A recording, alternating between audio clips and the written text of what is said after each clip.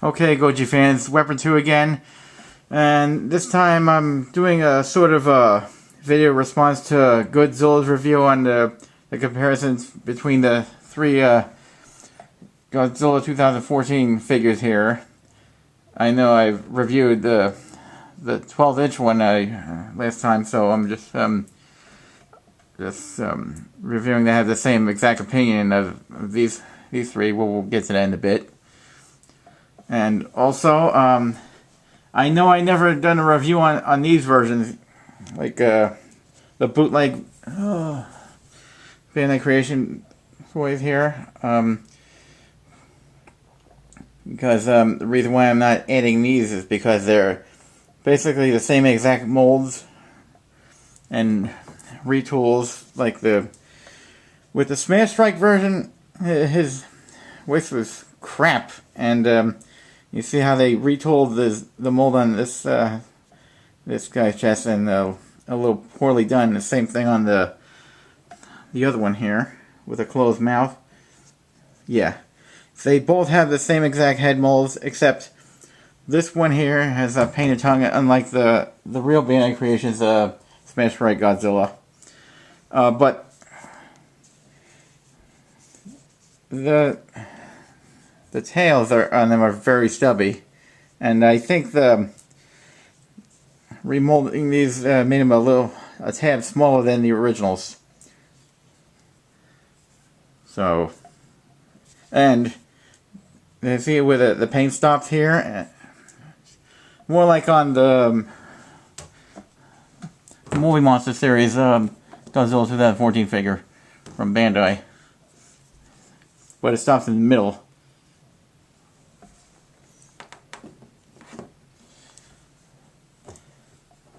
But at least their teeth were painted individually on the vinyl strips. I mean, it looked like they're individual sharp teeth on them, better than the way they were painted on the gimmick versions. Yeah, how much I paid for these? They're like $17.99 for the whole set. That's like 2 Bandai Creation toys for the price of 1. That's not a bad deal. Yeah, but the proportion of these figures are really outdated compared to these figures right here. That's what I'm getting at.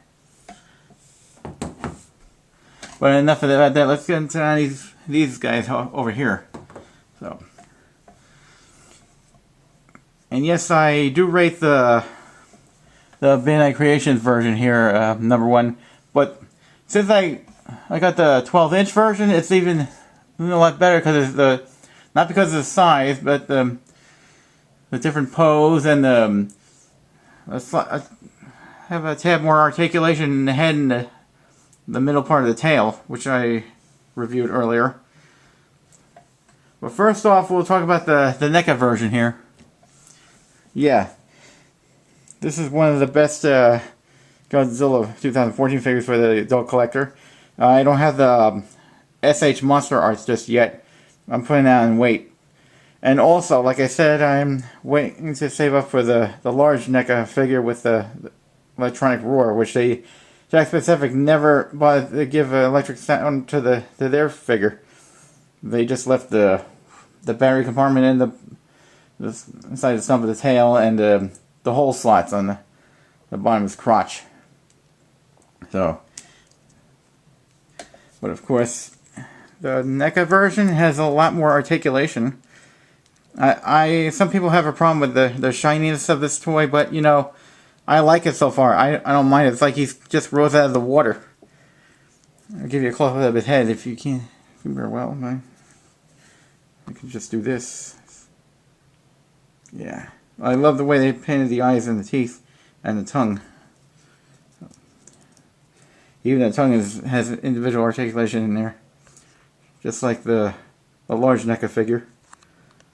And the tail has 4 places where you can move him.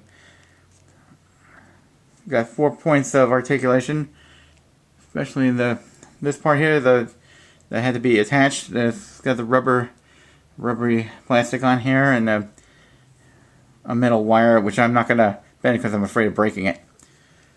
So when you move the legs, you have like a huge gap inside of each part here.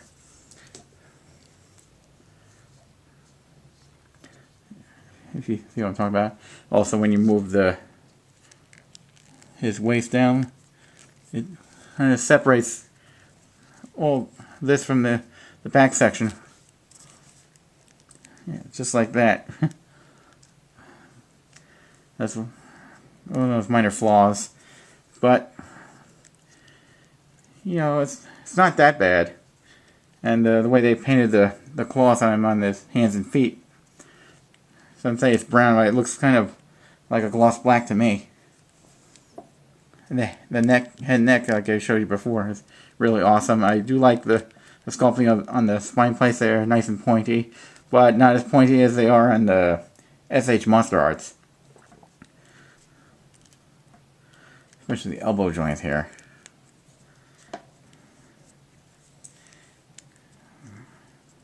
So, yeah. He too comes in the number 2 place. Now let's get to this version here, the Movie Monster Series Godzilla 2014. Then you can see his head's just a tad smaller than it is on the Neca version here. And his arms look like a tab longer for some reason. That's what it looks like to me. And most people are able to rotate the tail on theirs, but no, I can't on mine because it's like the socket is oval shaped, and I don't want to bother with it. So sorry about that. But the arms and legs can move, except for the head. Yeah. So articulation wise, he's not that great, you know. And if only his head was more in proportion. And look at the way they painted his teeth. I mean, they didn't bother painting that individually, just like they did with the bootleg versions of the Bandai creations I showed you. They look a lot better. And it looks like he's wearing dentures. Maybe that's what other people said it looked like. Yeah, and the claws on his hands and feet are like light brown, sort of. The same color as this, his belly here. And they could have painted the tail all the way from here, you know. Why they didn't paint it all the way to the tip of the tail, I don't know. The spine plates are alright though. It's just a little stubby. Well, not stubby, just a little dull. That's what I'm getting at. So it's not bad, but it's not great either, so it goes in number 3 as well. Okay, moving right along to Bandai Creations version. I really love the sculpt on this guy. I mean, look at him. The teeth are nicely painted too, and the tongue. I mean, it's not as bright red as the bootleg version I showed you, as it was way too bright red compared to this guy's. Oh yeah, his eyes are like just yellow with no pupils in it. Also reminds me of the GOODzilla that I have from Bandai Japan, the 8-inch one. And the spine plates are a tad better. They're also dull as well. They're not that pointy. The tail cannot move in both places because they're glue sealed, which is a bummer. I think they're glue sealing the tail for safety reasons. I'm assuming, but it's just my closest guess. And the articulation on him, yes, the arms, just like on the 12-inch one, or they move in and out, and the legs have some give, but they're very stiff compared to the 12-inch one. And of course they painted the tail all the way to the tip, which is really, really nice, despite the lack of articulation. the detail on this guy's skin texture is pretty cool. It's okay on the no, not the SS Monster, the Movie Monster Series Godzilla 2014 figure. But this one is a lot better, but not as detailed as the Neca. Especially on his thigh here. Nicely detailed that is. I'll give you another close-up of the head again. So, he too comes in the #1 place. And now, getting down to the gigantic Bandai Creations version. This guy is awesome. He may not be as huge as the Jack Specific or the 24-inch Neca, but this toy has its potential, even for the adult collector. The way they pose his head like this is like he's breathing fire, or he's roaring. And basically his spine plates are the same as a 6-inch one, and as well as his skin detail and everything, and his articulation here.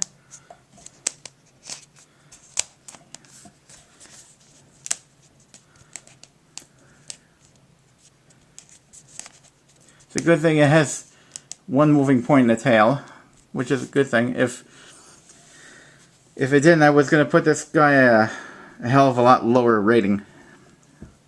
But since they did put the articulation tail and the head, it really makes up for it.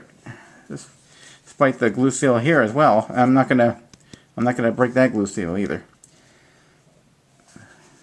So this and the 6-inch version look a lot better than the Bandai Creations Godzilla Millennium figure. Yeah, that figure has a few flaws as opposed to the 2014 figures like this one and the 6-inch. Oh, you can easily see his pupils here too. Yeah. And you know, he doesn't have any sound gimmicks like the Atomic Roar one. This looks a lot better than the Atomic Roar, even though that the Atomic Roar was more of a kid's toy with the screws on the side. The screw holes, nonetheless. It really dates that toy compared to this one. I consider this a lot nicer toy. I'm sure people can find a way to do stop motion with this one. I don't see why not. If they can risk breaking the glue seal in the middle of the tail, then they can find a way. If they can't move around, if it breaks off, whatever, they can probably customize it and put some kind of moving socket ring in there. It could work. So he too rates as well as #1 as the 6-inch one. So there you have it. That's my rating for these four. As for the bootleg versions, they come in 4th place. I'm sorry, but they do. And they look kind of fat compared to these versions. They really do. Both of them. You can see for yourself. They look more overweight than these four. They see was going to have a better figure than their proportion. Yeah, still I highly recommend getting the 12-inch one, but if you simply want to get the 24-inch Neca one, go right ahead. If you can afford it. I know there's the X Plus version of 2014 Godzilla that comes with a Muto figure. That thing is way overpriced. and I believe he's taller than the Neca one. So if you're willing to spend the bucks on that, go right ahead. I'm just giving you my opinion so far on these guys. Alright, well this ends this review, so stick around for more, and I'll be catching you pretty soon. Thank you for watching. Feel free to write a comment. Subscribe. Alright, see you guys later.